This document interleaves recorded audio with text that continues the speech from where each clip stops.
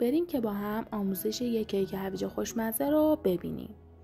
ابتدا تخم مرغ ها رو اضافه میکنیم و با همزن حدود 1 دقیقه میزنیم.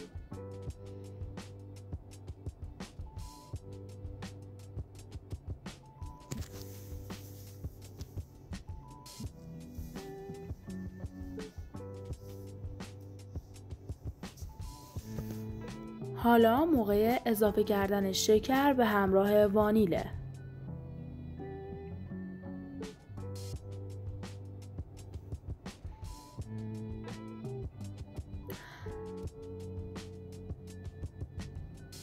شکر و تخم مرغ ها رو باید به حدی بزنیم که خوب شکر حل بشه.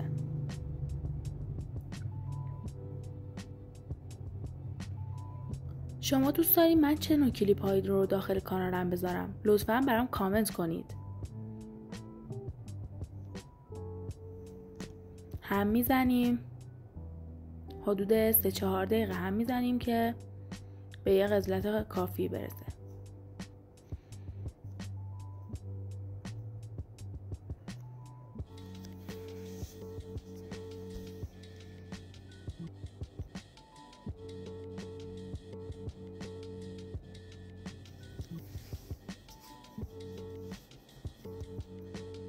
به این غلظت که رسید کافیه. و بعد باید روغن و شیر رو اضافه کنیم و در حد مخلوط شدن بزنیم.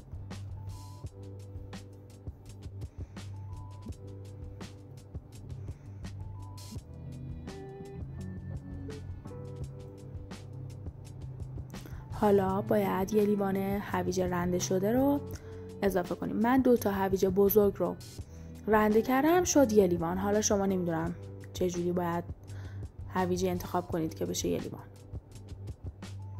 هم میزنیم که مخلوط بشه با موادمون.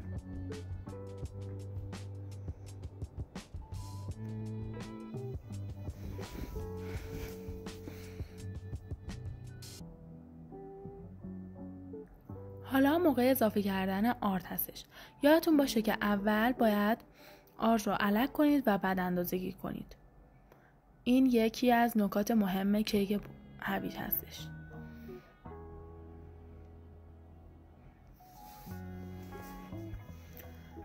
آرد رو کم کم اضافه میکنید و هم میزنیم و الان بیکینگ پودر رو با آخرین مقدار آرد باید اضافه کنیم که با هم ترکیب بشن.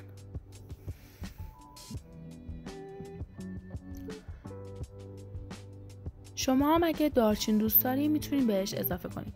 1 یا 2 قاشق غذاخوری میتونید اضافه کنید.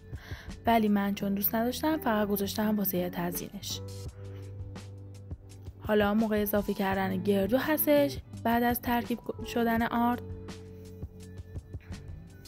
کامل که ترکیب شد،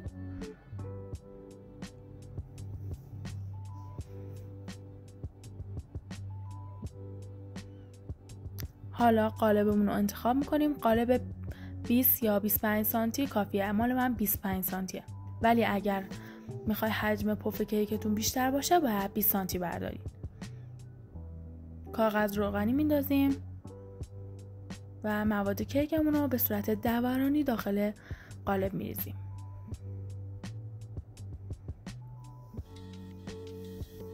برای پخت فر از قبل گرم شده رو به دمای 160 درجه میذاریم و میذاریم که بپزه.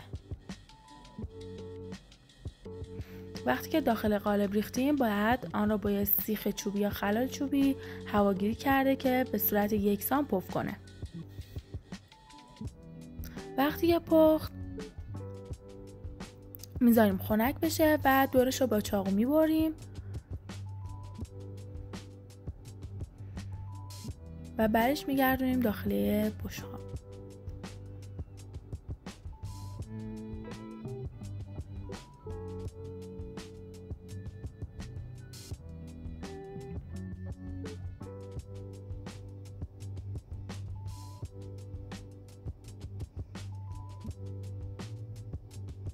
من از شیر عسلی برای تزیین روش استفاده کردم به خاطر اینکه دارچین می‌خواستم بپاشم جذبش بشه.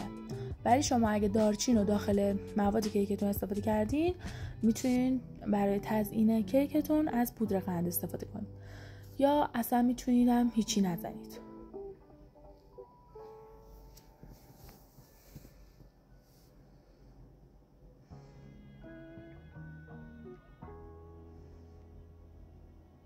شیر عسلی رو خوب پخشش میکنیم که همه جای کیکمون رو بگیره.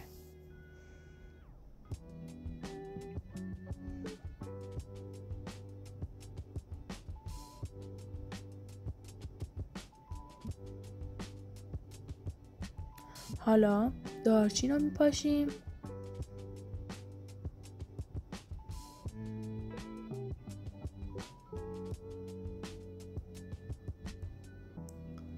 و کیکمون رو برش میزنیم. اگه تا اینجا همراه بودی لایک یادت نره. واسه ویدیوهای بعدی هم کانالم رو سابسکرایب کن. روشن کردن زنگوله هم یادت نره. ممنونم.